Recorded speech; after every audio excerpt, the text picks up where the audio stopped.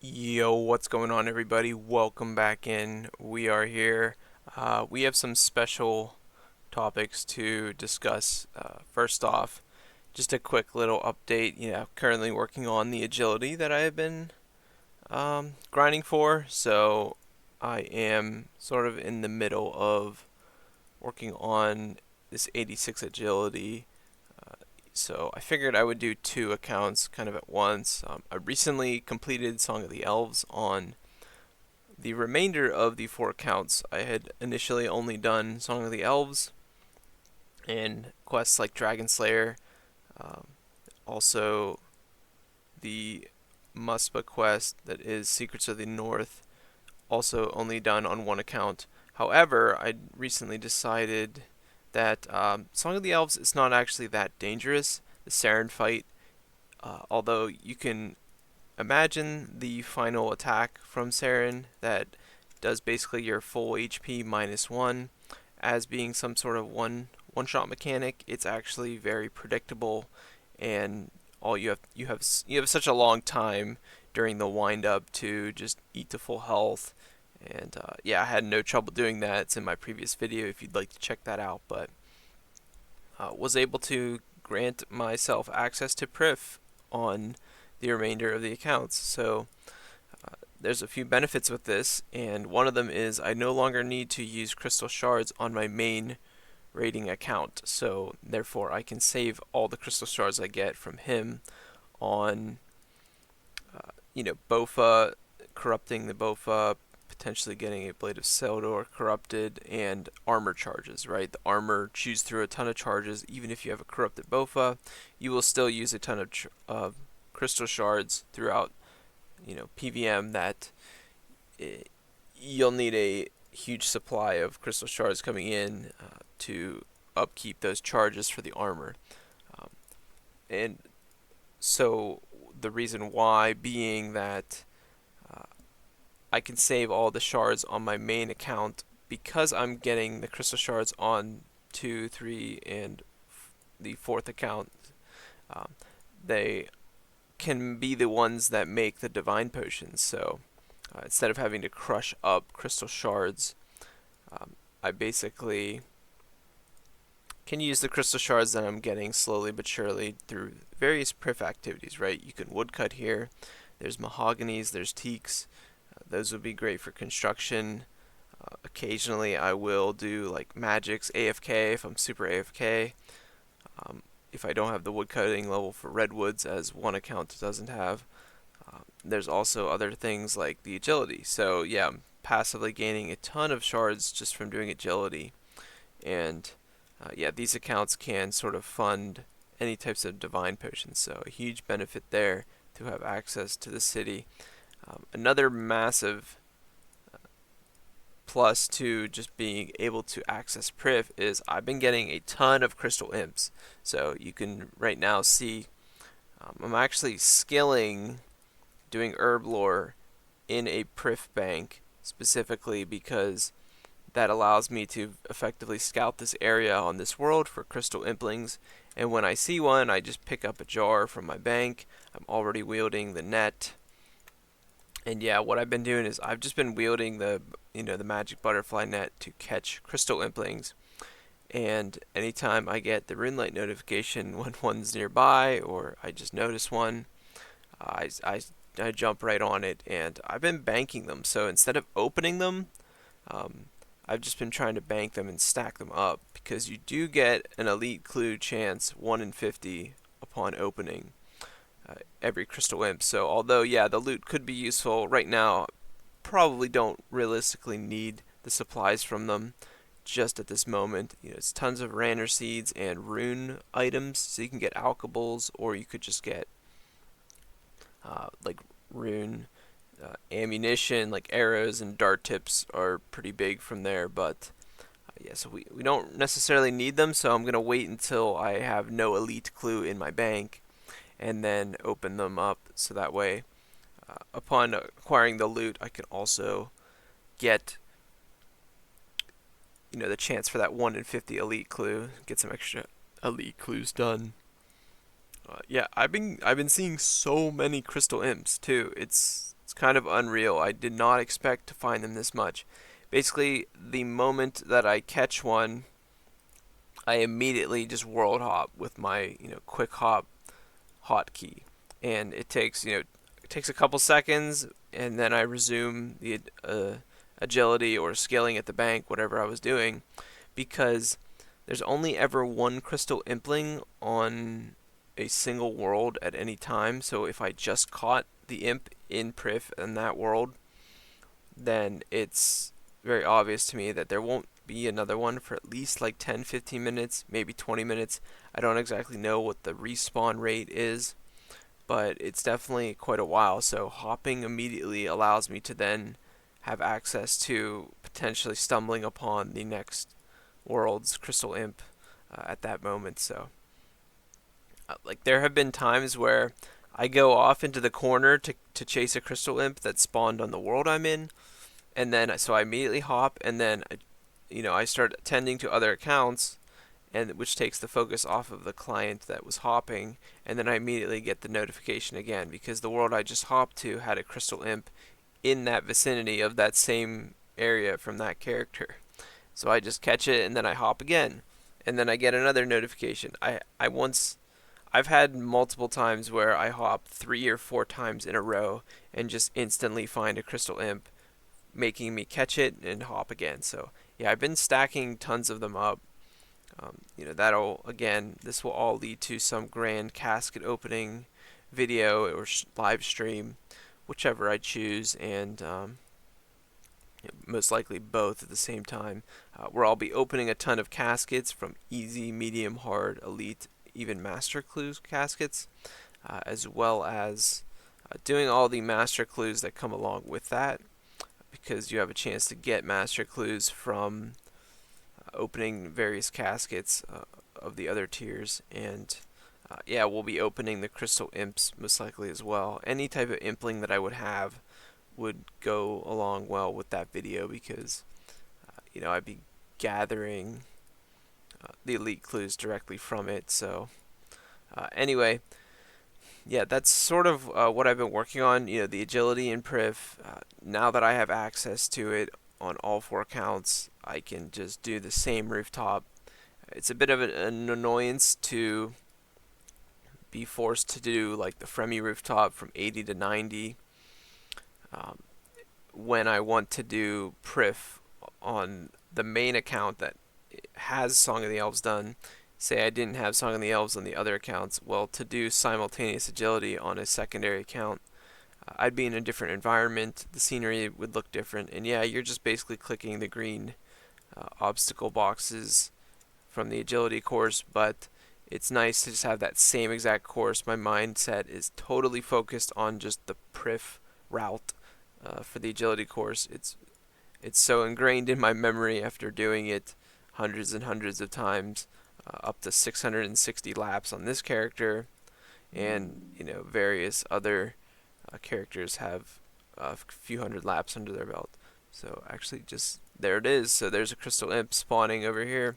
So I just immediately pull out the jar, and you'd be surprised how few people that are also in this area will run after the imps. I've only had, like, out of like 100 or something implings, I've only seen somebody snipe one from me like 1 time. Most of the people at the bank are either AFK, or they don't have that runelight notification, or they just don't have the hunter level. You can get access to Priv with just 70 hunter, and the minimum level to catch a crystal impling is 80, so it's quite a gap there. I would assume that there's a lot of people that would just get the bare minimum stats here. 70 herb lore, 70 agility, 70 hunter, and then they never train those skills again. So not having the 80 hunter to catch crystal implings, is quite expected from most of the people in this city. They just don't have the patience, right, or the aptitude to train the skill up to 80 just to catch crystal imps. It's kind of not that important. So yeah, really was kind of shocked at how accessible and easy, how free these crystal imps are. So yeah, alongside the agility, I've been working on the herb lore. So I actually smashed out all the herb all the herb lore supplies that I've been stacking up. Had thousands and thousands of unfinished potions and herbs, and I'm continuing to do herb runs while I do this agility grind. While I, do this, I've been continuing to do birdhouses. Basically, every time they're on cooldown or ready to roll, I will run and do them in between this agility and other type of bank standing skilling, um, which continues to flow in herbs, continues to flow in nests, and then I just go to the Narda NPC that converts everything to the potions, the unfinished version, and I'm still working on the tail end of the herb lore, but I've gained tons of total levels from it. Just doing herb lore on any character at this point. My main herb lorist being at 97, I have basically access to any potion I want. So that character will get 99 eventually just from his own herbs bringing in. So I no longer need to sort of pull or herb lore supplies to any singular character. I'm just doing them on the character that has them at that moment. So yeah, we will be working towards max total level on any skill that we can on any account, because again, that's one of our long-term goals, is to finally reach that rank 1 position on the 4-man hardcore group high scores. Sitting at rank 2 right now, still a ton of total levels away, and these total levels are extremely steep, but I feel that one day we will pass that rank 1 spot up, and there's no looking back then. So yeah, so in other words, yeah, basically just sitting on this Cow Fight Queen task, waiting for this level 86. Probably going to even hit it on this video. It's about 18,000 XP off here, so we will see. But I have some plans for that Cow Fight Queen task. So one of the things that I'm thinking of doing is bringing a second alt into the mix. Now, I think it would be a bit too stressful because of how much damage the KQ can do. You can do 30 damage every 4 game ticks. So it might be a little bit too difficult to manage 2 accounts at once, especially when it comes to having an active escape crystal set to maybe 4 or 5 seconds, even potentially wasting that 75k, accidentally teleporting out because I don't attend to each client fast enough back and forth, right? That could be an issue. So I do want to do the bulk of the DPS just on my main character here. But what I'm thinking of doing is, one, you don't even necessarily need to be on task to hit the Cow Fight Queen. It's not a task only area, so you could totally just off task it. And what I would do is I would just dump Dragon Warhammer specs.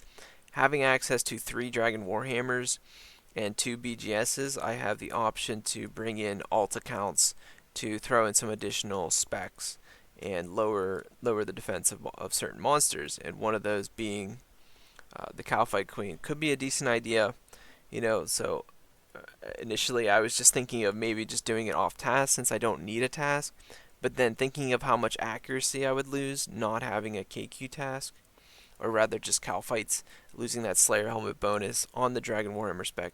Obviously, with 2 characters Dragon Warhammer specking, you're most likely going to hit. But I would like to just further increase that by potentially just sending some Slayer points. I have 7,000 Slayer points on these alt accounts that are kind of just useless. They're not really doing much at the moment.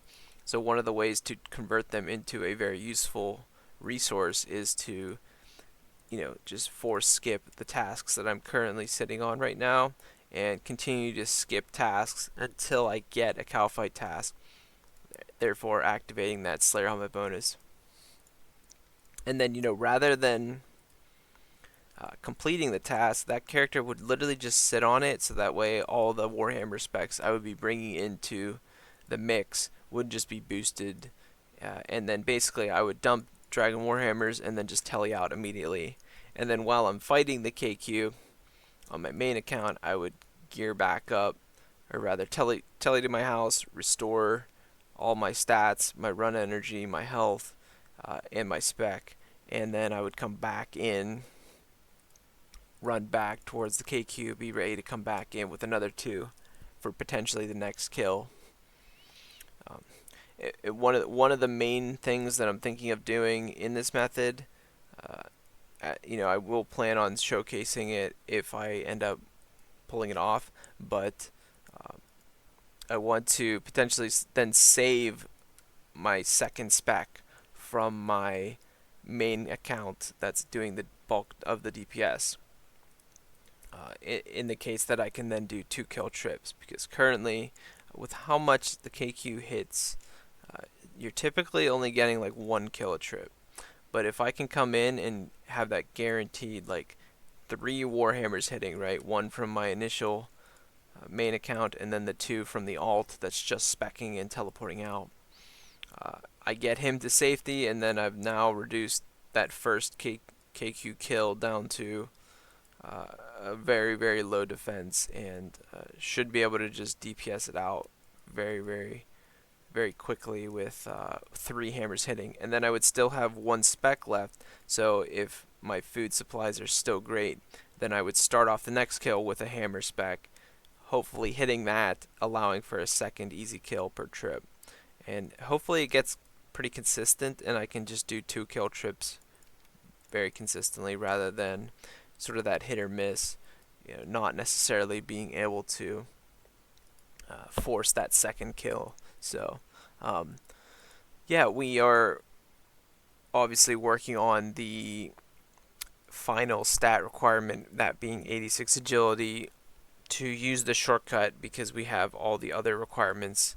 I finished the 91 thieving and I finished the 91 fletching, which are the requirements for the desert elite. So lastly but surely, this 13,000 agility XP remaining here. As soon as I finish that, then I will be moving on to do the task. So on another note, now that will most likely be in another video. I think right now, as I'm just skilling and I have time to chat, I'm not super focused on PVM. I'd like to bring up an extremely exciting topic to talk about. Basically, I'm hearing some circulation and word of mouth of a potential hardcore server. So this idea was inspired by World of Warcraft, I believe.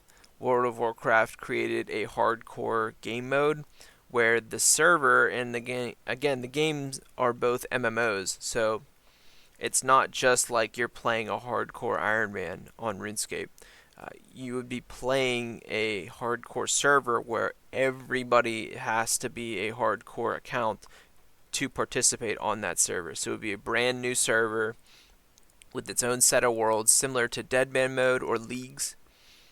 And basically, yeah, there's no PvP everywhere. PvP is only still in the wilderness, but every single area you could die is a dangerous death, and everybody is on 1 life. So you would just see people dying carelessly here and there, dropping like flies, and their character, I believe, so once you lose your life, I think you would just get converted to the main server, the main game of Osrs, which is totally fair because you would only be at a disadvantage. You wouldn't be pulling anything additional from the secondary server. XP rates are basically still, fine. So being the same rate, there's no real advantage. So yeah, I think that's what they would do is after the 1 life is lost, you would just basically be converted to the main server. So let me know what everyone thinks. I think this is going to be an extremely exciting game mode. So I will most likely be diving headfirst into it. I'm already planning out my route, my strategy that I want to deploy. It's going to be a brand new server, a brand new economy. There's nothing in the game yet. Everybody will be a main account, so you have access to the Grand Exchange. There will be a lot of alting. So similar to how, right now I play 4 counts and am alting on them, you're going to see a lot of people playing multiple hardcore alts, just maybe even just a skill, right? No risk of dying or whatever, but gathering supplies and then pooling everything to their main accounts and just trying to earn gold, trying to earn money to stack their main account so that they're better off for PVM, whatever the case is. But yeah, it's going to be extremely exciting. There will be like some sort of swap rate between, you know, third parties basically facilitating that swap rate, probably in a high ratio to start, given that gold and wealth is so difficult to obtain early on, especially when everybody spawns at level 3. So yeah, you're going to see people rushing Slayer, people rushing things like Winter Taunt, Tempo Ross for that early cash grab.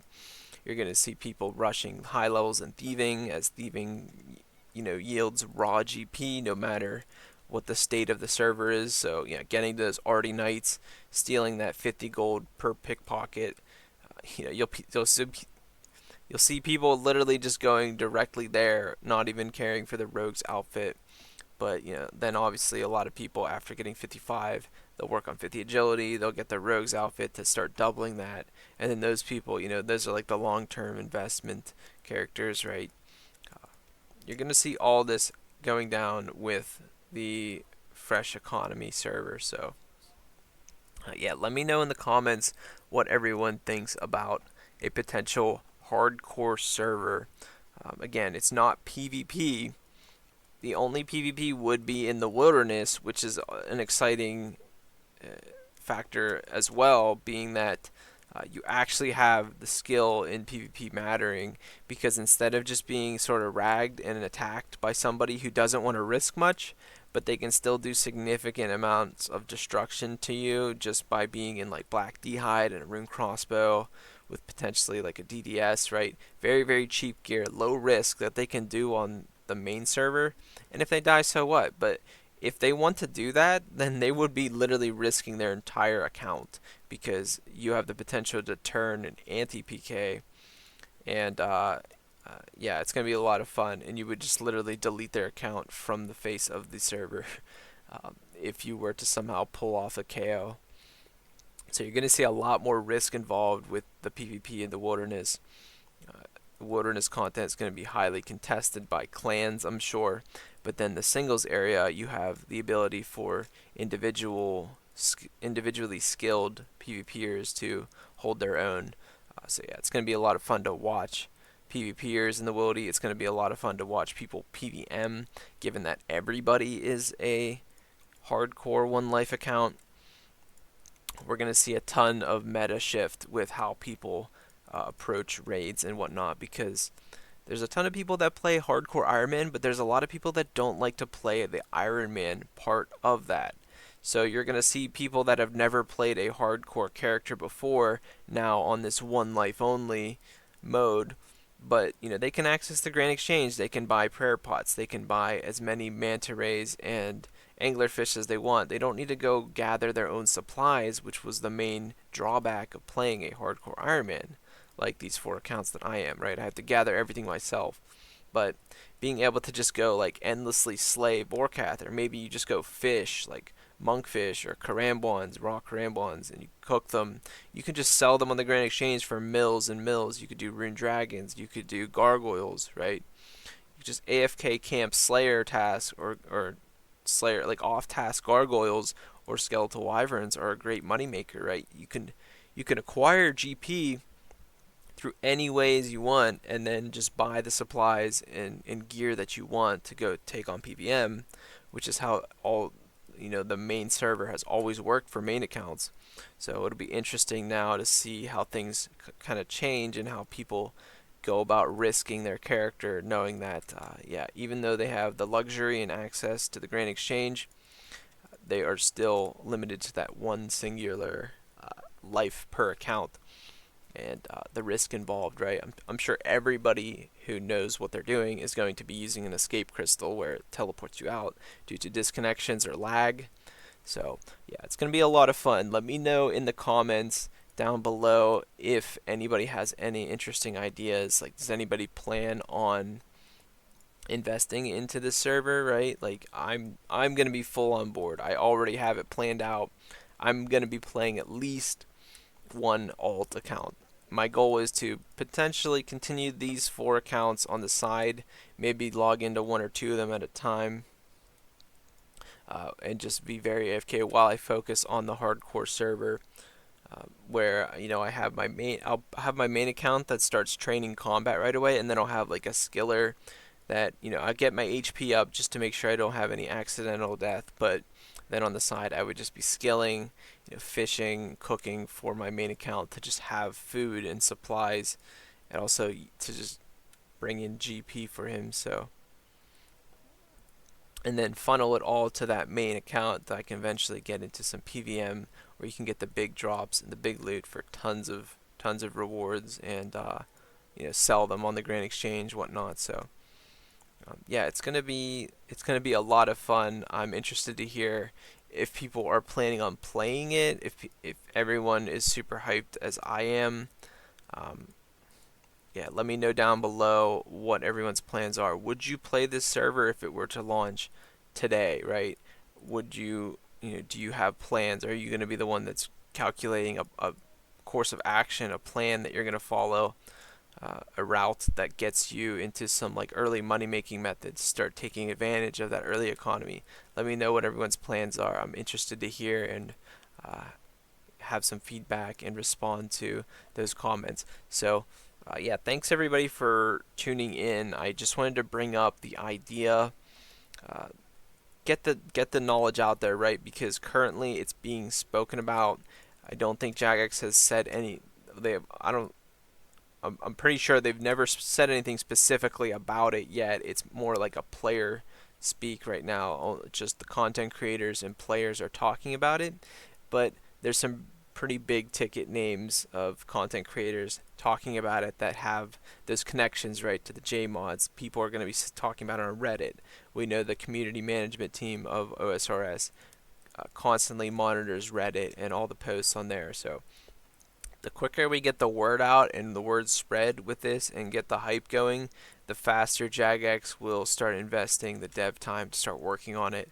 And I don't even think it's going to be that difficult from a dev time perspective. I think they just have to apply what the mechanics for group hardcore Iron Man are, but just to every account on a brand new server. So just probably copy the server from the main game over and then add those death mechanics. So yeah, it's going to be super awesome. I do appreciate everyone for tuning in. If you made it this far, be sure to comment what your thoughts are.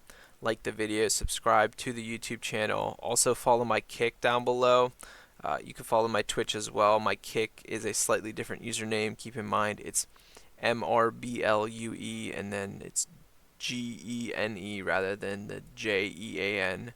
So a little bit different spelling there. The username was taken, unfortunately, but yeah, do follow my links below, and you can catch me live on Kick sometime. And I will see everybody on the next video. Thanks for tuning in. Peace.